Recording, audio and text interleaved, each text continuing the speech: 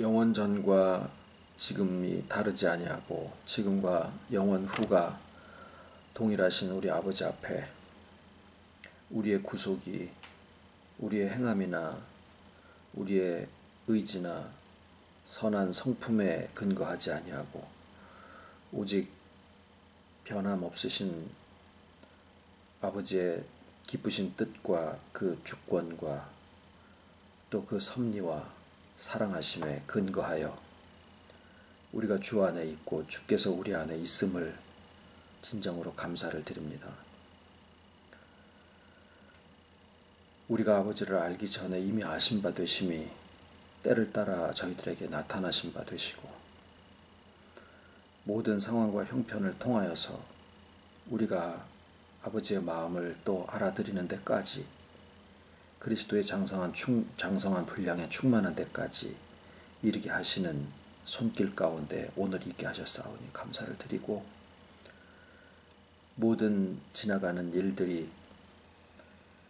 저희들로 아버지 안에 참된 회복을 맞게 하시고 또 나누게 하시고 또 그 가운데 충만하게 하시는 섭리인 것을 알고 세상이 어떻게 변화가 되더라도 우리 마음에 두신 평안과 기쁨과 천국은 어느 것도 빼앗아갈 수 없는 그리스도의 사랑 안에 있는 것을 확인하고 또 갈 수 있는 귀한 시간 되게 해주셨기를 간절히 소원을 드리옵고 지혜의 영을 더하시사 깨달음이 풍성한 귀한 시간 되게 해주셨기를 예수님의 이름으로 기도드립니다. 아멘. 예수님의 사람들, 오늘은 막달라 마리아입니다. 좀 막달라 마리아에 대한 구절들을 쭉 다 찾아봤습니다만 막달라 마리아는 좀 오해가 많이 되어 있어요. 다른 분들에 대한 것도 뭐 도마나 베드로나 이제 그런 말씀들을 좀 나눴습니다만은 특히 이 막달라 마리아는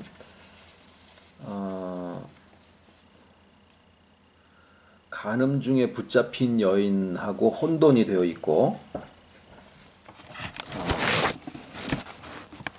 전혀 서로 다른 여자입니다. 그리고 그 다빈치 코드라는 그 책에서 이 조작해 놓은 그 이야기가 또 일반에 많이 퍼져 있어요. 그리고 향유를 부은 여인이 성경에 3시인가 4시 이렇게 나오는데 막달라 마리아가 그 중에 하나라고 우리가 보통 알고 있는데 직접적으로 막달라 마리아가 예수님에게 향유를 부은 여인이다라고 기록되어 있는 데는 없습니다. 그러니까 거기 안에 포함이 되어 있을 거라고 심증은 있지만 구절적으로 그렇게 되어 있는 데는 없습니다. 막달라 마리아에 대한 그 표현은 누가복음 8장 2절에 악귀를 쫓아내심과 병 고침을 받은 어떤 여자들 곧 7 귀신이 나간 막달라인이라 하는 마리아와 이게 누가복음에 나와 있는 표현이에요. 이게 다입니다. 그러니까 우리가 예수님 양편에 강도 둘이 예수님과 같이 십자가에 달렸는데 흔히들 오른편에 있는 강도가 예수님을 영접을 하고 네가 오늘 나와 함께 낙원에 있으리라 이렇게 구원을 받았다라고들 알고 있는데 성경 어디에 봐도 그 강도가 예수님의 오른편에 있었다라고 되어 있는 데가 없어요. 그냥 단지 우리가 상식적으로 그렇게 알고 있을 뿐인데 성경을 근거로 해서 보면 없습니다. 막달라 마리아도 그래요. 향유를 부은 것도 없고 오직 막달라 마리아에 대해서 기록되어 있는 것은 7 귀신이 들렸었던 여자다라는 것밖에 없습니다. 그리고 또 한 가지가 예수님의 십자가 이제 다 도망가고 멀리서 혹은 가까이서 이제 뭐 누가복음 같은 데서는 또 그렇게 기록이 되어 있는 여인 중에 이 막달라 마리아가 나옵니다. 그리고 거기에는 이제 뭐 몇몇 여인들이 이렇게 같이 있었다라고만 돼 있고, 그리고 요한복음 20장에 예수님의 부활 때, 안식 후 첫날 새벽 미명에 예수님의 부활하신 그 상황을 만나셨을 때 막달라 마리아가 다른 제자들보다도 먼저 예수님의 부활하신 것을 만나고, 동산직인 줄 알았다가 마리아야 라고 부르시는 것으로 통해서 주님인 것을 알고 라보니여 이렇게 부르죠. 그때 이제 예수님이 내가 아직 아버지께로 올라가지 않았으니까 나를 만지지 마라 그러셨고, 그 다음에 이제 하신 말씀이 뭐라고 되어 있냐면은 내 하나님, 그러니까 내 아버지, 내가 내 아버지 곧 너희 아버지, 내 하나님 곧 너희 하나님께로 올라간다 라고 이제 다른 제자들한테 가서 좀 전해라 이렇게 얘기하신 것이 막달라 마리아에 대해서 말씀하신 부분의 전부 다예요.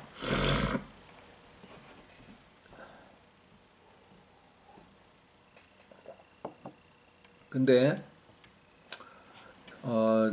잠시만요. 왔다 갔다 해서 죄송합니다만은 요한복음 20장 1절에 보면 안식 후 첫날 이른 아침 아직 어두울 때 막달라 마리아가 무덤에 와서, 이렇게 이제 막달라 마리아 혼자만 표현이 되어 있는데 예수의 십자가 19장에는 예수의 십자가 곁에는 모친과 이모와 글로바의 아내 마리아와 막달라 마리아가 섰는지라. 이게 이제 예수님 십자가 옆에였었고, 지금 제가 안 갖고 왔네요. 누가복음인가 마태복음에는 그 안식 후 첫날 새벽 미명에 예수님의 무덤을 찾아갔던 여인이 막달라 마리아 혼자가 아니었었다라는 거를 우리가 잘 압니다. 마태복음일 거예요. 세 여인이 있는데 거기에는 구사의 아내 요한나라는 사람도 있고요. 그래서 분명히 예수님의 첫 부활의 장면에 다른 여인들이 같이 있었는데도 불구하고 요한복음에 요한이 기록하기는 막달라 마리아만 거기에 있었다가 예수님을 만난 것으로 그렇게 기록을 하고 있어요. 다른 여인들은 그냥 이렇게 빼버린 거예요. 의도적으로. 그러니까 막달라 마리아에 대해서 기록되어 있는 그 내용은 이 여자가 7 귀신 들렸었던 여인이다라는 것과, 그 다음에 뭐 향유를 붓니 이런 다 없고, 그 다음에 예수님의 부활 때 예수님을 첫 만남을 가졌던 여인이 막달라 마리아다. 다른 여인들이 있었음에도 불구하고 그 막달라 마리아만 그렇게 딱 기록을 해 놓으신 거예요. 그러니까 이 두 사건, 그러니까 하나는 막달라 마리아가 7 귀신이 들렸었다라는 것과, 제가 좀 말씀이 왔다 갔다 해서 잘 안 보일 수도 있는데 그냥 말씀을 드려도 괜찮을 거라고 생각을 해요. 그러니까 7 귀신이 들렸었던 여인인데 예수님의 부활 때 만났다라고 하는 이 사실만 가지고 막달라 마리아라는 여자를 통해서 우리에게 주시는 가르침이 있다라는 거예요. 의도가 담겨 있다라는 거죠. 막달라 마리아라는 분을 통한 어떤 가르침이 의도적으로 거기에 들어가 있다. 이제 그것을 우리가 상고를 해 보려고 하는 겁니다. 우선은 7 귀신이 들렸다라는 그 말이 뭔지를 좀 알아야 돼요. 7 귀신이 들렸다라고 하는 말의 오해는, 제가 자꾸 오해를 많이 말씀을 드립니다. 그만큼 굉장히 많은 부분이 우리가 실상 오해가 되어 있기 때문에 그래요.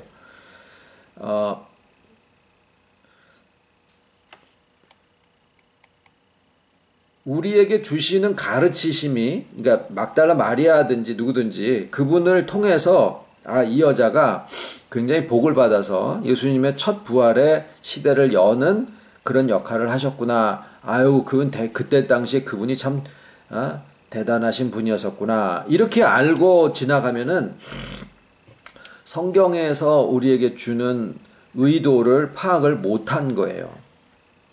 그분이 어떻다라는 얘기가 중요한 게 아니라 그분을 통해서 우리에게 주시는 주님의 가르침이 있다라고 하는 것을 우선 염두에 둬야 되는데 그 가르침이 어디에 나와 있느냐면은 성경에 기록이 되어 있는 거예요.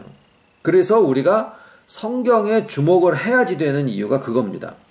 성경의 이 분에 대해서 어떻게 기록을 하고 있는가 하는 것들에 주목하지 않으면 자꾸 심정적인 어떤 성경을 이렇게 자기가 아닌데도 그걸 가지고 이렇게 성경인 줄 알고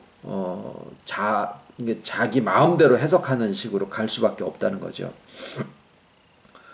7 귀신이 들렸다라고 하는 말이 2번 성경에 나오는데 하나는 막달라 마리아가 7 귀신이 들렸고 또 한 번은 서기관과 바리새인들이 예수님한테 와서 표적을 구할 때 악하고 음란한 세대가 표적을 구하나 요나의 표적밖에는 내가 너에게 보여줄 표적이 없다. 그리고 이제 솔로몬 시대하고 그 다음에 요나 시대에 그들보다 더한 이가 여기 있는데 너네들이 지금 예수님 당시에 나를 인정을 하지 않으니까 그러시면서 하신 말씀이에요. 그게 뭐냐면 더러운 귀신이 사람에게서 나갔을 때 물 없는 곳으로 다니면서 쉴 곳을 구하다가 다시 와서 보니까 얻지 못하고 다시 와서 보니까 그 집이 비고 소재되고 수리되었거늘 이에 가서 자기보다 더 악한 다른 영들을 데리고 와서 거하니 저의 형편이 이전보다 더하여졌더라. 이 세대가 그러하리라. 이렇게 말씀하신 거예요. 그러니까 7 귀신이 들렸다라고 하면 흔히 우리가 가지고 있는 오해가 뭐냐면 이게 완전히 그 미친 여자 있잖아요. 이렇게 머리 꼬고 다니고 꽃 달고 다니고 뭐 여름에도 막 이불 뒤집어 쓰고 다니고 이제 그런 사람으로 우리가 생각을 해서 이 막달라 마리아가 완전히 미친 여자였었구나. 근데 예수님을 만나서 진짜 그냥 막 개과천선이 아니라 사람이 완전히 달라졌구나. 이렇게 생각을 하는 거예요. 그래서 우리 생각에는 이 막달라 마리아는 우리하고는 좀 상태나 상황이 좀 다르다라고 생각을 많이 하죠. 근데 서기관과 바리새인들에게 대해서 7 귀신 얘기를 하시면서 예수님이 의도적으로 비교를 몇 가지 비교를 하시는데 더러운 귀신 들린 사람에게서 귀신이 나가서 그 집을 다시 와서 보니까 소재되고 비고 수리되었는데 가서 이제 더 악한 7 귀신을 데려다가 거하니 이전 형편보다 더 심하여졌더라. 그러니까 이 세대가 그러하리라. 무슨 세대예요? 악하고 음란한 세대. 그러면 어떤 자들이냐면 서기관과 바리새인들이잖아요. 그러면 예수님 말씀에 너네들이 지금 나를 영접을 안 하니까 니네들이 나중에 미쳐서 이렇게 하고 돌아다닐 거다라고 얘기를 하셨냐고요. 그거 아니잖아요. 그러니까 거기에 7 귀신 들린 상태가 완전히 미쳐서 정신도 잃고 이성도 잃어버린 그러한 정신질환자가 된다라는 얘기가 아니라는 뜻이에요. 성경에 나와서 여기에 말씀하신 그 내용은 마태복음에 7 귀신이라고 얘기를 하셨을 때의 내용은 뭐냐면 서기관과 바리새인들이 뭘 구했냐면 표적을 구했어요. 예수님한테 와서. 근데 그 표적을 구하는 걸 보고 예수님이 그 말씀을 하신 거거든요. 그러니까 뭘 기준으로 삼은 거냐면 예수님에게서 나오는 어떤 행위적인 증거 이런 것들을 요구를 한 거예요. 거기에서 우리가 이들의 믿음의 근거가 어떤 행위의 결과에 머물러 있구나라고 하는 것을 파악을 하면 되는 거죠. 이 악하고 음란한 세대라고 표현하신 그 세대가 바라는 믿음의 근거는 행위의 결과들을 요구를 하고 있는 것인데 예수님은 그들에게 요구하신 것이 바라시는 믿음의 모습이 그게 아니라 그때 당시에 예수님이 오셔가지고 솔로몬이나 요나보다 더 큰 이가 여기 있다라고 얘기를 하신 그 주님에 대한 영접이거든요. 그러니까 지금 우리가 나누고 있는 말씀대로 하면은 주님을 영접한다라고 하는 것은 그 예수님이 어떤 분이시다라고 하는 것을 아는 거예요.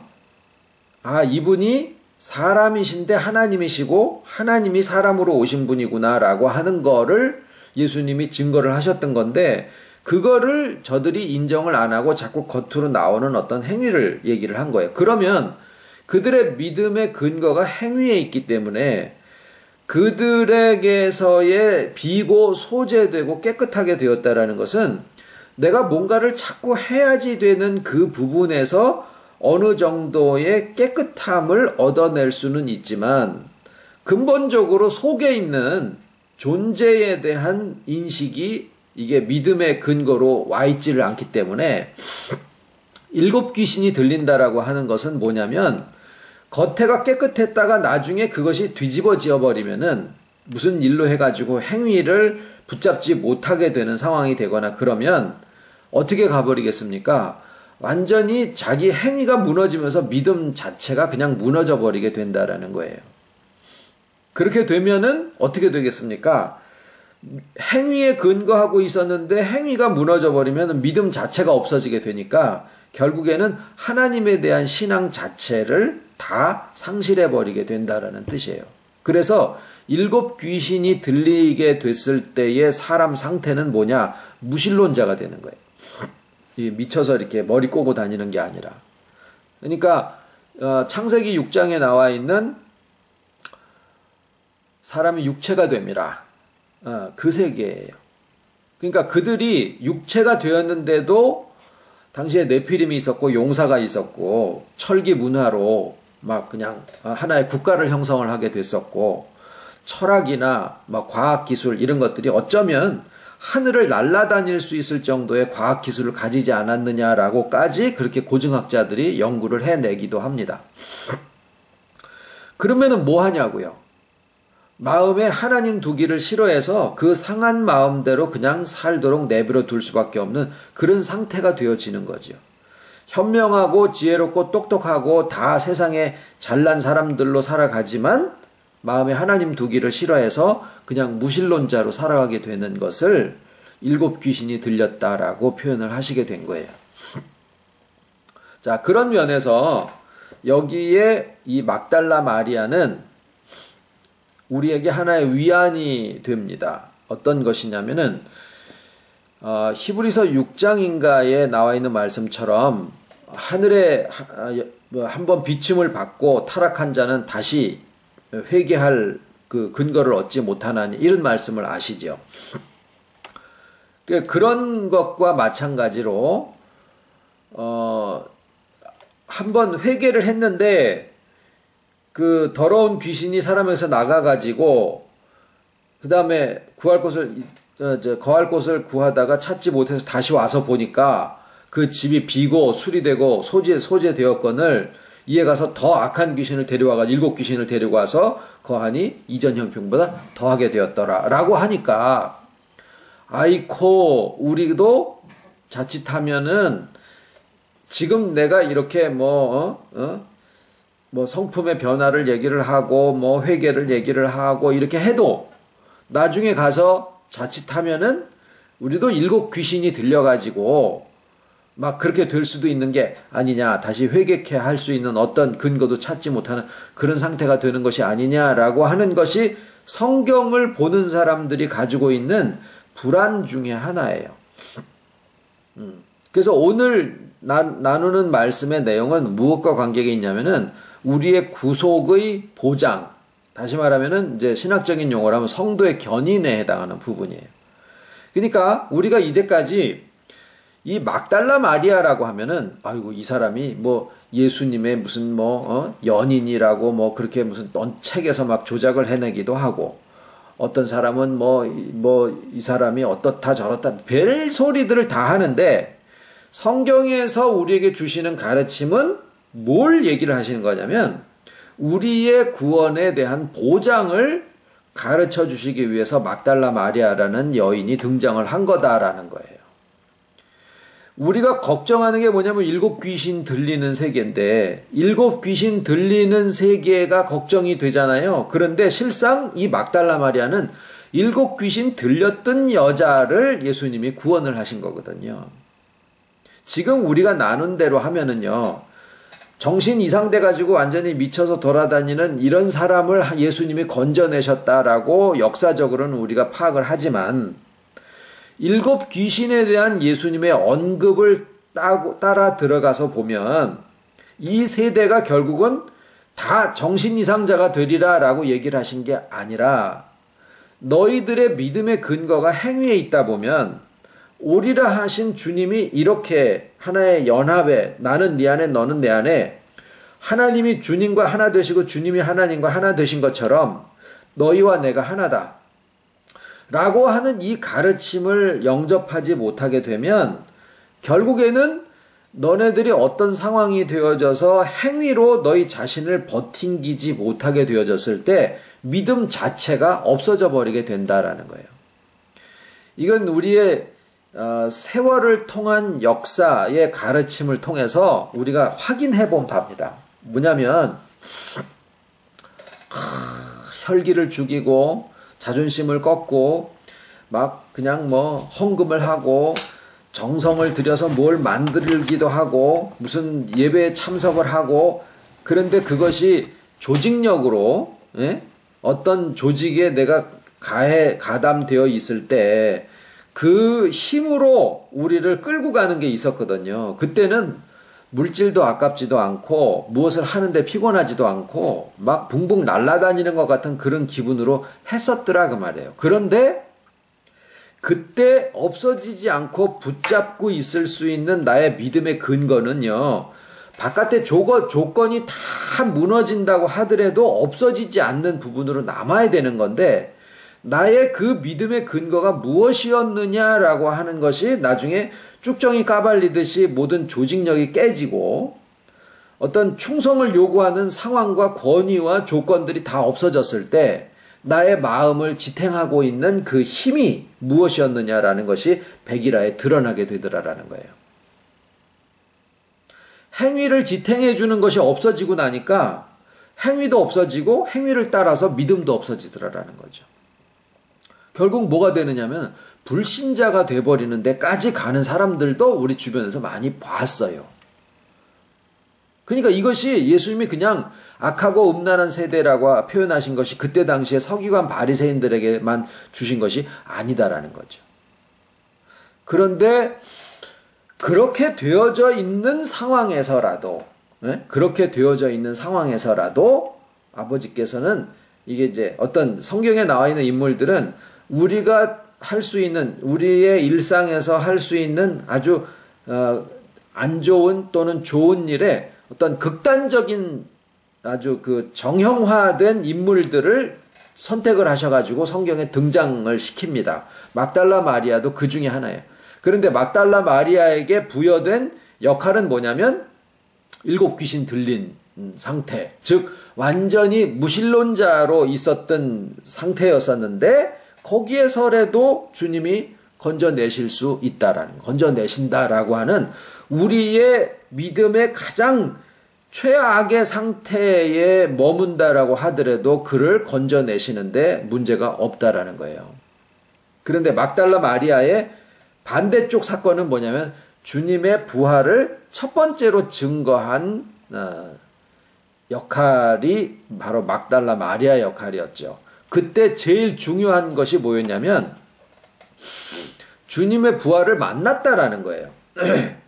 그리고 또 한 가지는 뭐냐면 여기서의 만남은, 주님과의 만남이 오늘날 우리에게 주는 의미는 뭐냐면 안다라는 거예요. 안다. 그러니까 막달라 마리아가 주님을 만났다, 이것은 우리의 경우로 치면은 알았다라는 거예요.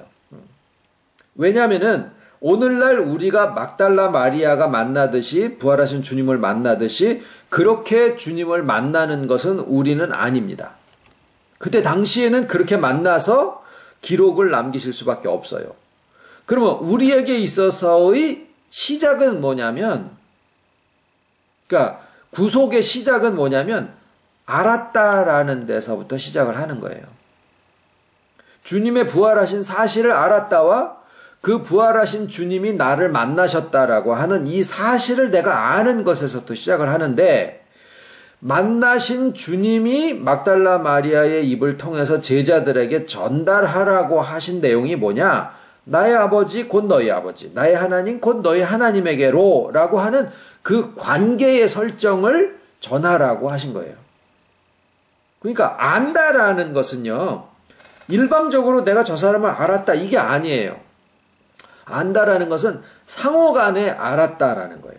관계가 설정이 된다라는 거죠. 곧 나의 하나님 너희 하나님, 그러니까 중간에 주님을 알므로 해서 하나님을 우리 하나님으로 주님과 더불어서 내가 주와 하나 되어 있으므로 하나님 아버지를 우리의 아버지로 그렇게 알게 된다라는 거죠. 자, 왜 이것이 성도의 견인이라고 하는 우리의 구원의 보장과 연관이 있느냐면,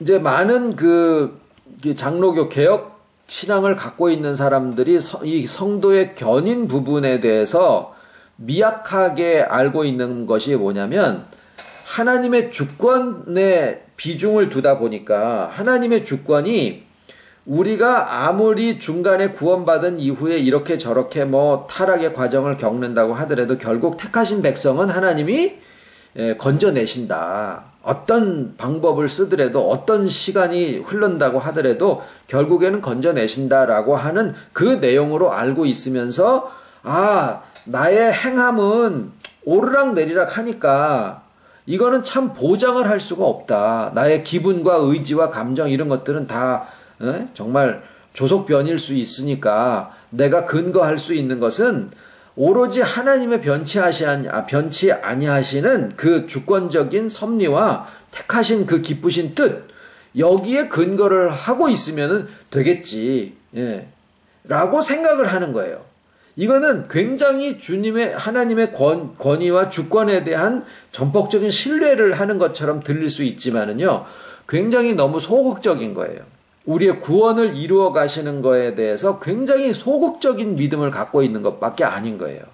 왜냐하면 뭘 간과하고 있느냐면은, 그런 믿음을 가진 사람들이 간과하고 있는 게 뭐냐면, 사람을 하나님의 형상대로 지으셨기 때문에 인간이 독립적이면서도 종속적인 것인데, 그러니까 자유로우면서도 종속적인 자유를 가진 것인데, 인간이 어떤 것에라도 종속이 되어 있으면 자유로울 수가 없는 거예요. 내가 돈에 종속되어 있으면은 돈의 지배를 받는 것이고, 사람에 종속되어 있으면 사람의 지배를 받는 것인데, 오직 한 존재, 즉 하나님 우리 아버지에게 종속되어 있을 때만이 우리가 온전하게 자유로울 수 있는 거예요. 왜냐하면 하나님만이 속성상 자기 자신을 다 없애고 오히려 우리로 하여금 완전한 자유에 이를 수 있도록 해 주실 수 있는 능력과 사랑과 자비하심과 지혜와 충만하심을 가지고 계신 유일한 존재이기 때문에 그래요. 그래서 우리가 완전한 자유에 거할 수 있는 것은 오직 하나님 안에 있을 때만 가능해요. 하나님 밖에서는 어떤 것에 의해서라도 내가 거기에 종속되어 있음으로써 자유로울 수 없는 존재가 되게 돼 있다 그 말이에요. 우리 존재 자체가. 그런데 종속적이라는 말이 꼭 나쁜 뜻으로만 주어진 게 아닌 것은, 이게 반응을 하게 돼 있어요. 인격체이기 때문에 반응을 하게 돼 있어요. 뭔 얘기냐면, 애들도요, 애들이 착한 애들이 있어요. 그러니까 사람이 나이가 먹어가면서 그 온전함이라는 거 있죠. 그 인격의 온전함이라는 것이 배우면서 점점 무르익어 갈 수는 있겠지만, 온전함이라고 하는 것은 이미나 사람에게 주어졌다라는 그런 생각을 하게 됩니다. 점점 사람을 알아갈수록. 나이가 먹어가면서 오히려 그 온전함에 손상을 입게 되는 거예요. 그래서 애들이 3살, 4살 이런 애들이 그냥 착한 애들이 있어요. 그냥 배우지 않았는데도 착해. 그게 원래 그냥 하나님의 형상대로 온전하게 있으면은요, 상처받지 않고, 그러면은 애들도 너무 배려할 줄도 알고, 자기 수준에서, 그리고 너무 걱정해 주는데, 어른이 돼서 우리가 감정적으로 자기가 기쁜 것과 슬픈 것을 표현하지 못하는 사람들이 얼마나 많아요. 근데 애들인데도 그것을 똑같이 반응하면서 기쁘게 해줄 수 있는 그런 요소를 갖고 있는 애들이 있다고요. 물론 안 그런 애들도 있죠. 아우 귀찮게 하고 사람을 짜증나게 하고 그런 애들도 많아요. 그런데 하나님의 형상대로 지어진 사람들이 반응을 하는데, 그러니까 하나님의 주권이 우리의 성도의 견인의 역사를 하시는 면에 인간에게 주신 인격성이라고 하는 것이 하나님의 기쁘신 뜻과 그 주권과 섭리하심에 반응을 해서 함께 움직여진다라고 하는 거예요. 그런데 어떻게 인도를 하시느냐? 어떻게 인도를 하시느냐? 성부 하나님은 모든 것을 섭리하시고, 성자 예수님은 우리 인격에 연합해 계시고, 성령님은 우리로 하여금 주님을 알게 하고, 또 하나님의 깊으신 속을 통달하게 하고, 사람과 사람 사이에 어떤 교통하는 것을 도와주시고, 내가 내 자신에 대해서 인식하는 것을 그 지혜로 깨닫게 하시고, 이런 역할을 하셔요. 그러면은 뭐냐면 성부 하나님이 모든 것을 주관하시더라도 그 주관하시는 나의 삶의 현장 속에 서 있는 사람은 누구냐면 나고, 그 다음에 주님이 나의 생명으로서 나의 인격에 새 생명으로서 연합해 계신다고 하더라도 그 인격의 주체가 되는 것은 나고, 모든 것을 교통하게 하시고 알게 하시고 깨닫게 하셔서 아 그렇구나 하고 어떤 것을 받아들이게 하셨을 때 그것을 받아들이는 것을 도와주시는 것이 성령님이지 실제로 하는 것은 나라는 거예요. 그러니까 하나님의 주권과 도우심과 섭리의 모든 역사가 나로 하여금 그 모든 것을 알고 깨닫고 걸어갈 수 있도록 나를 굳건하게 해주신다라는 거예요. 그러니까 성도의 구원의 보장은 나라는 인격을 지켜주신다라는 얘기예요.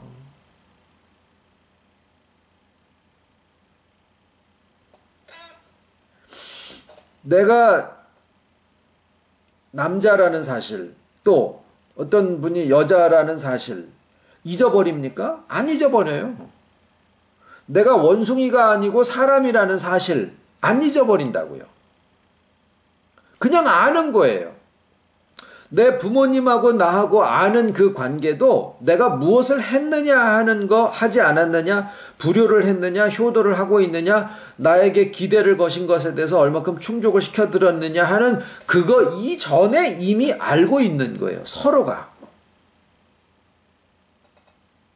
그 아는 것처럼 주님 안에 내가 있고 내가 주님 안에 있다라고 하는 이 우리의 믿음의 근거를 내가 안다라고 하는, 서로 알고 있다라고 하는 이것에 우리가 근거가 되어 있으면 우리의 믿음의 근거가 행위에 가 있었기 때문에 뭐에서부터예요? 가르침, 교리가 잘못되어 있어서 자꾸 성품이 변화되고 혈기를 죽이고 무엇을 행해야지만 나의 구원이 온전하게 보장되어진다라고 가르침을 받고 있었기 때문에 조직이 깨지면 행위가 행위를 할 근거가 없어져 버리니까 그것에서 벗어나게 되면은 물고기가 물 떠놓으면 죽듯이 나의 믿음이 죽어져 버리더라는 거예요. 하나님에 대한 신앙까지도 흔들흔들 해버리더라라는 거죠. 문제는 가르침에 있었더라라는 거예요. 예수님이 서기관과 바리새인들에게 약하고 음란한 세대가 라고 얘기를 하시면서 이 세대가 결국 이렇게 되리라, 뭘 보고 그런 얘기를 하셨을까요? 저들이 어떤 삶을 살고 있는 것을 알았기 때문일까요? 아니에요. 저들의 말에서 요구하는 바에서부터 너네들이 근거하는 것이 행위의 결과구나. 너네들의 믿음의 근거가 행위에 가 있구나. 지식이 없어서 망하느니라라는 것이 다시 말하면 가르침 부분이더라라는 거예요. 그리고 막달라 마리아를 거기서 구원하신 것을 우리를 위해서 보장성으로 주신 거예요.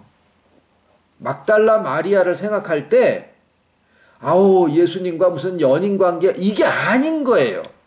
막달라 마리아가 성경에 나와 있는 이유는 뭐냐? 7 귀신 들린 여자. 그거예요. 향유를 예수님한테 분 적이 없어요. 7 귀신 들렸던 여자. 다시 말하면 완전히 무신론까지 내려가는 한이 있어도 예수님이 건져내시는데 문제 없다라는 거예요. 우리의 믿음의 근거가 어디에 있으면? 아는 것에 있으면.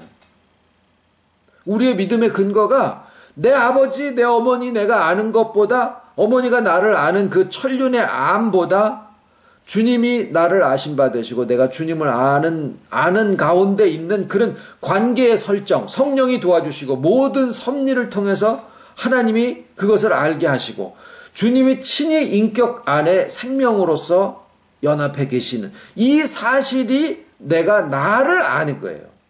결국에는 내가 나를 안다라고 하는 이것이 없어지겠느냐 그 말이죠. 마찬가지로 거기에 내가 나를 아는 그 알매 우리의 구원의 근거를 두셨다라는 거예요. 내가 무엇을 하고 사는 사람이냐? 내 성격이 어떠냐? 이게 아니라 그 나라는 거 위에 그리스도의 반석이 되게 하셨다라는 거예요. 베드로한테 너는 베드로라 이러시잖아요. 베드로가 예수님의 반석 위에 쓴 게 아니라 베드로가 반석이다라고 얘기를 하신 거예요. 굉장히 다른 인식이에요. 너가 베드로다 이렇게 얘기를 한 거예요. 너가 베드로다. 오늘날 우리가 내가 나를 알고 있는 나에 대한 인식이 없어지지 않잖아요. 그 내가 그리스도다라고 하는 그 인식을 주신 거예요. 누가? 삼위일체 하나님이 섭리로 예수님은 나의 인격에 연합하심으로 성령님은 모든 것을 알도록 깨닫게 하시는 그 도우심으로. 그러니까 내가 나를 잃어버리지 않는데 우리의 구원이 없어지지를 않는 거죠. 내가 나의 삶을 살아가듯이 나의 구원이 그렇게 성취되어져 가고 있다라는 거예요.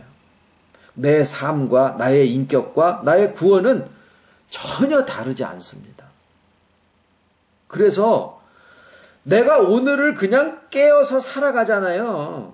짜증을 내고 기분이 좋고 오늘 뭘 했고 이런 거를 무엇을 했느냐라는 걸 떠나서 오늘 하루를 내가 살았잖아요.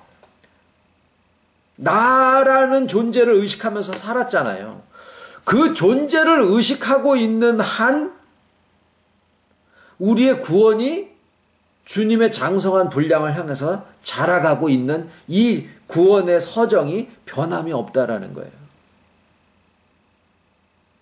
12월 31일이 가까워지는데 내년에는 이제 몇 살이 되노? 이런 거를 의식하는 거랑 똑같이 이제 주님의 장성한 분량에 충만한 데까지 우리가 이렇게 또 살아가는구나 라고 하는 것과 우리의 삶에 대한 자기인식과 다름이 없다라는 거예요. 성도의 견인은 그렇게 우리의 오늘이라는 삶 속에 오늘이라고 일컫는 나의 삶 속에 나에 대한 인식 속에 그렇게 보장되어 있는 것이고 그렇게 진행되고 있는 현재의 사건입니다. 현재의 상황에 대한 설명입니다. 그래서 이 막달라 마리아를 우리가 생각을 할 때면 내가 여기에 있는 것처럼 나에 대한 구원은 이렇게 내가 나를 아는 것처럼 이렇게 그냥 분명한 거구나 라고 하는 얘기를 하기 위해서 등장되어 있는 분이다라는 것이 막달라 마리아를 통한 예수님의 가르침이에요. 주기도문으로 마치겠습니다. 하늘에 계신 우리 아버지 이름이 거룩히 여김을 받으시오며 나라의 마옵시며 뜻이 하늘에서 이룬 것 같이 땅에서도 이루어지이다. 오늘날 우리에게 일용할 양식을 주옵시고 우리가 우리에게 죄 지은 자를 사하여 준 것 같이 우리 죄를 사하여 주옵시고 우리를 시험에 들게 하지 마옵시고 다만 악에서 구하옵소서. 나라와 권세와 영광이 아버지께 영원히 있사옵나이다.